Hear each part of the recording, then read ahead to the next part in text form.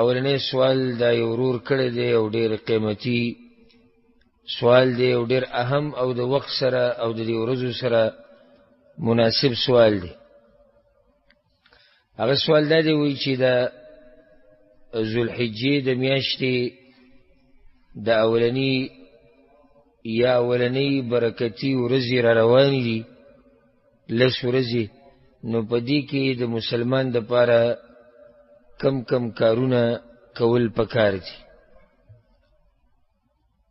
د جواب نه مخکې دا قسم سوال هغه رور او هغه مسلمان کوي چې هغه سره د خپل دین غمي او دغه سره د غمي چې د وخت نه او د دې ورځو نه د دې زمانې نه فایده والی کومه چې الله سبحانه وتعالی هغه ته ورکړې ده، او دا موقع دا بار په ژوند کې نه راځي، د څه وخته پورې الله تعالی موقع درکوي، خو داسې هم کیدی شي چې دا موقع راشي او ته د خاورو لاندې پروت یې.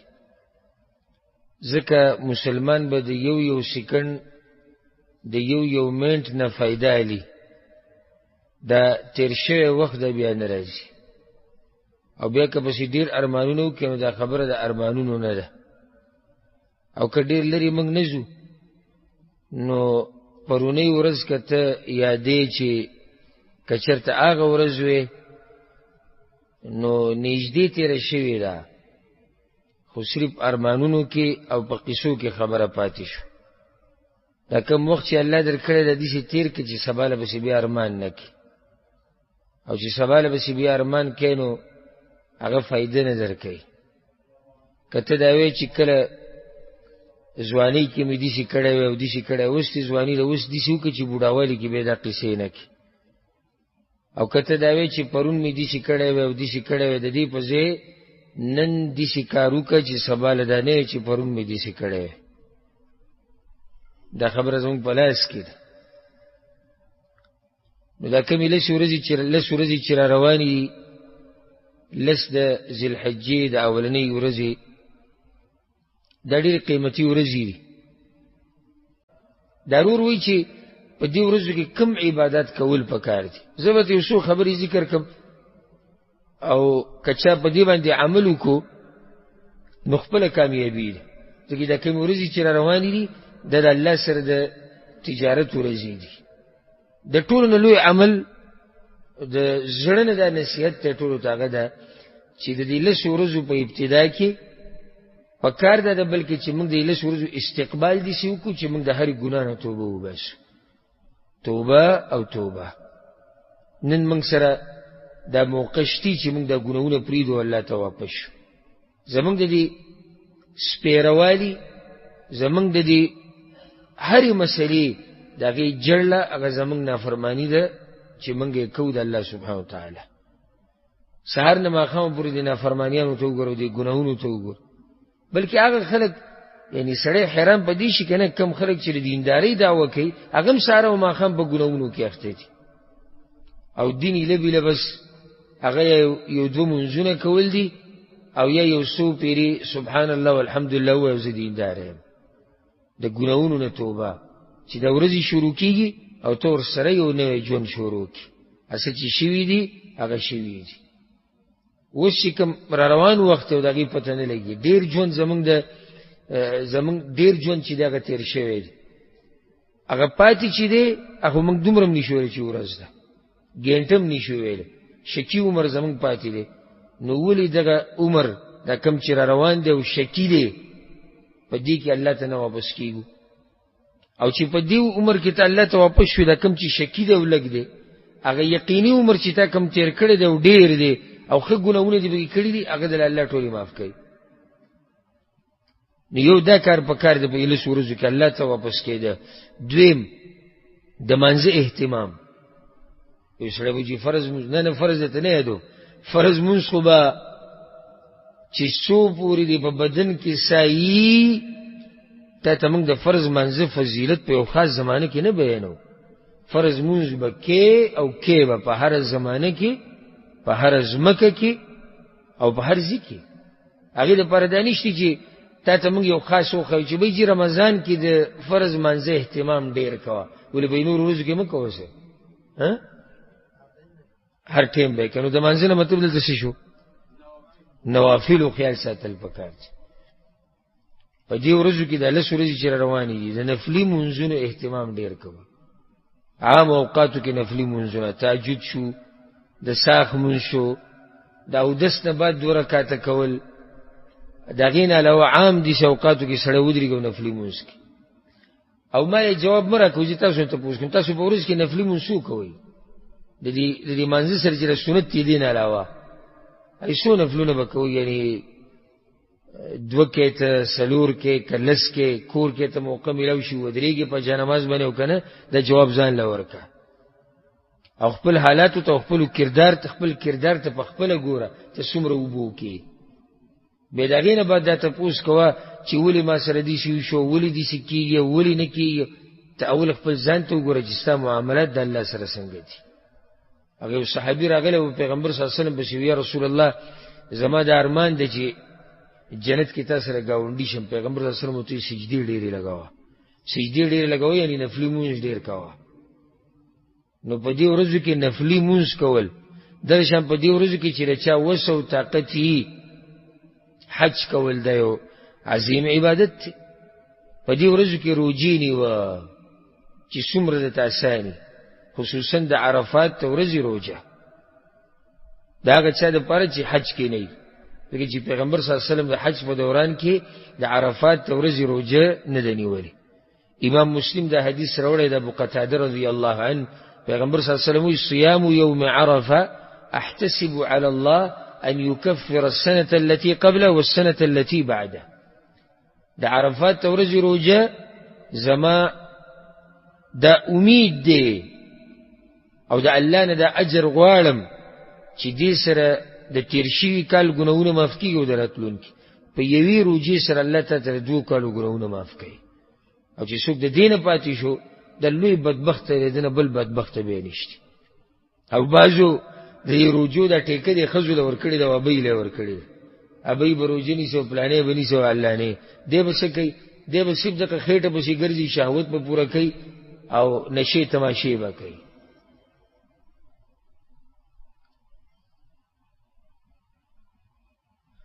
نو دا فضیلت د سړو د پارم دی او دا د ښځو د پارم دی.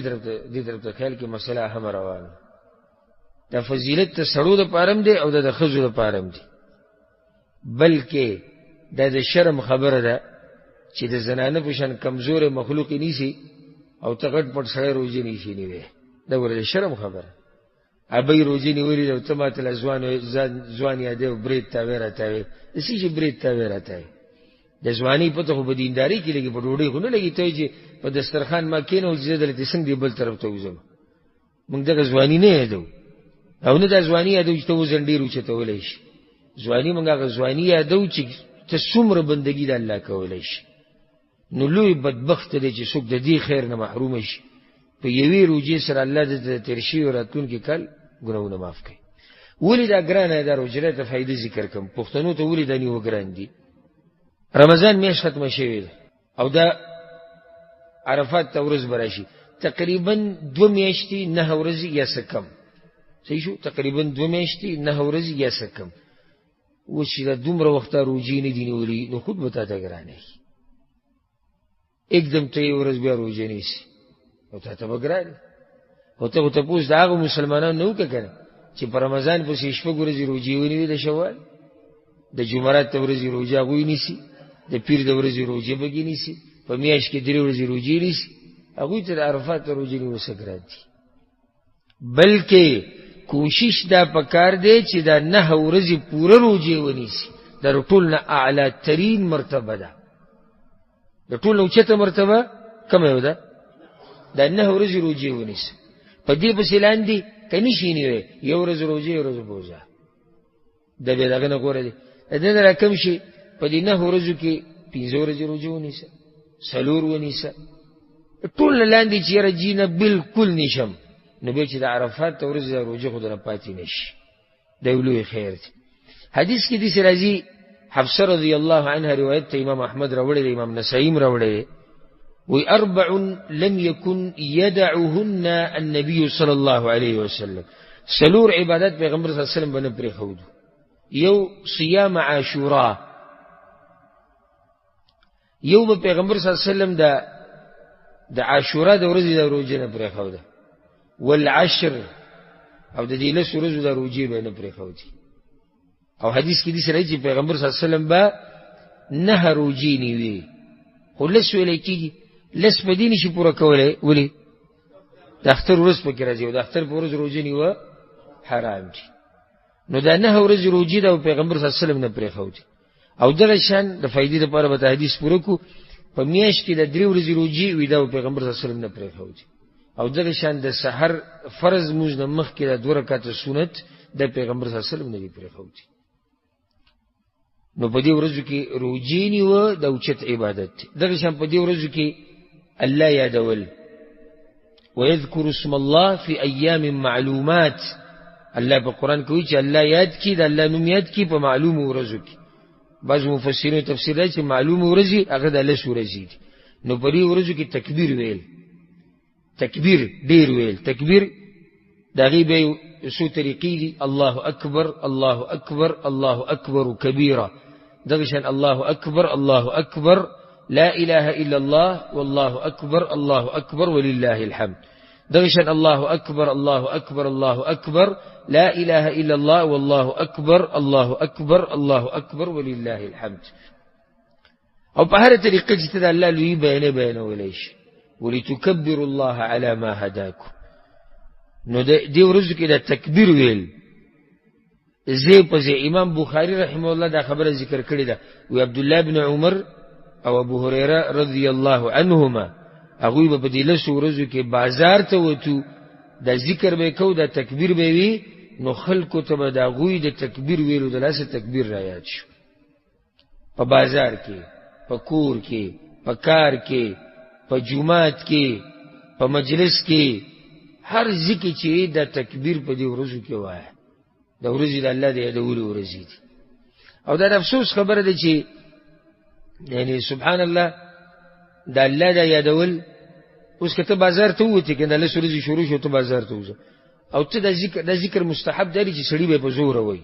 مستحب طریقه ده د ذکر به سړی په زور وای، زنانه به په پټه وای. او ته په لار روان یو ته الله اکبر، الله اکبر، لا اله الا الله، ټول دنیا ته ګوري. ولی ځکه چې ته ناشنا شوی، ستاسو د کار ناشنا شوی، د خلک د دین سره ناشنا شوی. ته سندري ولګو خبر درز کې هیڅ څوک دې نه ګوري، نه پتا شکرت کوي، نه تاسو څوک د تعجب په نظر ګوري. ځکه چې دا معاشره د قوم د ډمتوب سره عادت شوی. خو ته الله یاد کا اړو به ګورو دا څنګه الګ چې چلو ګورو خو الله یاد کو. دا کوم رب چې موږ ټول بندګي کو هغه یاد کول شي چلو شو. یو سړی روان دی ګیره وګده د غټ ټول بوته ولا پینسیو چې د کړي د ګټونه بری هر یو بوته ګوري. داس مسواک استعمالي دی بوته ګوري. کپلار رواني نظری کته کړي چې بزنانوي نظر نه لګي هر یو بوته راشي ګوري. دا څوک دا څنګه دا ولي؟ دا دلیل له پدې باندې چې دین دې زمانه کې ناشنا شوی دی. او پیغمبر صلی الله علیه وسلم وی بدأ الاسلام غریبا وسيعود غریبا كما بدا. د اسلام چې پاوله کې راغی نو ناشناو او بیا به دې شي وخت راشي چې بیا به ناشنا شي. نو دا اوس بیا ناشنا شوی دی او خلک د ګناوونو سره آشنا شوي دي. ګناوونه کوه قسمه قسم، هیڅ څوک د ته په دې نظر نه ګوري یا دې څه کوي. په لاره کې به سړی لګي ویډیوګانې به جوړوي، پروګرامونه به کوي، ډمتوب د پاره، فلمونو د پاره، په لارو کوڅو کې به جنکې لکان ګډېږي. هیڅ فرق نه کوي به د خلکو باندې. خو کو یو ورځ تا چېرته دعوت شروع کو، مثال سره یو دکان سره ولاړ یو ملګرو ته نصیحت شروع کو، یو څو کسان را جمع شو او ته ورته الله دین باندې اړ یو څه چلې څنګه اولی او سوي خدای الله دین وای کنه، سوي خدای الله دین بیانې کنه. نو موږ ناشنا شوي د الله د دین سره. هر چې بی دیني ده دغه سره د عام خلک آشنا شوي دي. ولعیاذ بالله په دې ورځو کې هر نیک عمل له زور ورکول پکار دي. خلاصه دا د لنډ لکه مونږ نفلی صدقې ورکوا، قرآن تلاوت چې څومره کولی شي کوه. په دې یعنی دا ښکلې موقع ده چې په دې لسو ورځو کې موږ قرآن ختم کړو. ښکلې موقع ده، ډېره خوندوره موقع ده چې په دې لسو ورځو کې موږ قرآن ختم کړو. په دې 9 ورځو کې قرآن ختم کړو. 3 سپارې څه د پاسه 3 سپارې روزانه وایي او قرآن پکې ختم کړ. بلکې چا چې شوق او ثواب ګټل غواړي هغه په دې ورځو کې قرآن 2 پیریم ختمولی شي. چې څوک کوشش وکړي او څوک لږ زور ورکړي. ته فیسبوک لږ بند که، که تا دا قرآن 2 پیرې ختم نه کړو که نه زما دا نوم بدل که. دا څومره ټیم چې ته فیسبوک له ورکوې که نه، د دې په نیمه ټیم دې قرآن له ورکړه. که تا په دې 10 ورځو کې قرآن ختم نه کړو بیا راشه ما ته ووایه تا څنګه خبره کوه. دا څومره ټیم چې تا واټساپ له ورکړی دی، ټیک ټاک له دې ورکړی دی، ته دا شي نه بند که چې ته قرآن تلاوت کولی شي او که نه. وایي چې موږ قرآن نشو راغستی او موږ درس نشو اورېدی. ته فارغ خوشي دې قصو نه کوې. سبحان الله، پوخا بلا بیا هم چېرته داسې یو نیم سړي دا مصحف په دې جومات کې راواغستو. اوس خو بانم دا جوړه شوې ده په موبایل کې را سره قرآن پروت، اوس له بلکل لاس نه وړي.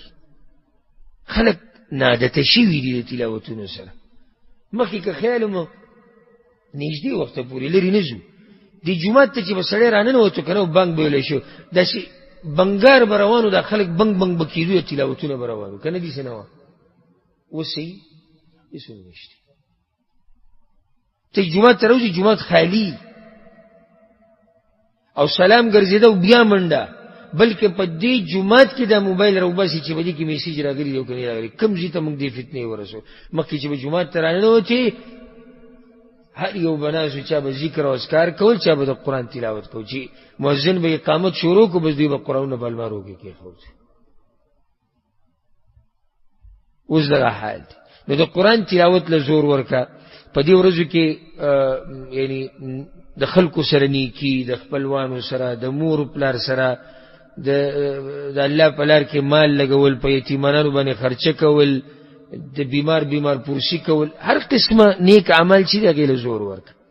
او یو غټ نیک عمل اخرنی به ذکر کو په دې ورځو کې، هغه قرباني کول. د چا چې وس رسي نو په هغه باندې قرباني کول داشتي په شریعت کې. او پیغمبر صلی الله علیه وسلم به قرباني کوله د اختر په ورځ.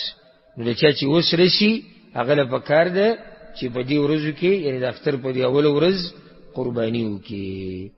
په دې باندې به اکتفا وکړو. ما لنډه خلاصه دا ذکر کړه چې یعنی هر نیک عمل په دې ورځو کې ول زور ورکه، الله دې له اجر دو چنده درکړي، ځکه چې دا ورځې غوره دي. دا یاد کړئ، غوره ورځې او غوره ځای. په غوره ځای کې په غوره ورځو کې نیک عمل کول د عام ورځو نه اجر دو چندی او د عام ځایونو نه اجر دو چندی. لکه اوس یو سړی د حرم په حدودو کې دننه یو عبادت وکړي، لکه د الله په لار کې مال ولګاو، دې کې شک نشته چې د حرم نه څوک بهر دی د هغه اجر به زیات دي که الله دې قبول کړي. ځکه چې هلته هغه ځای څه دی، هغه ځای غوره دی. یو سړی په رمضان کې دعاګانې غواړي، یو سړی د رمضان نه بهر دعاګانې غواړي. د رمضان کې چې دعاګانې غواړي د دې دعاګانو د قبولېدو امید ډېر دی، ځکه چې دا وخت دا غوره وخت دی.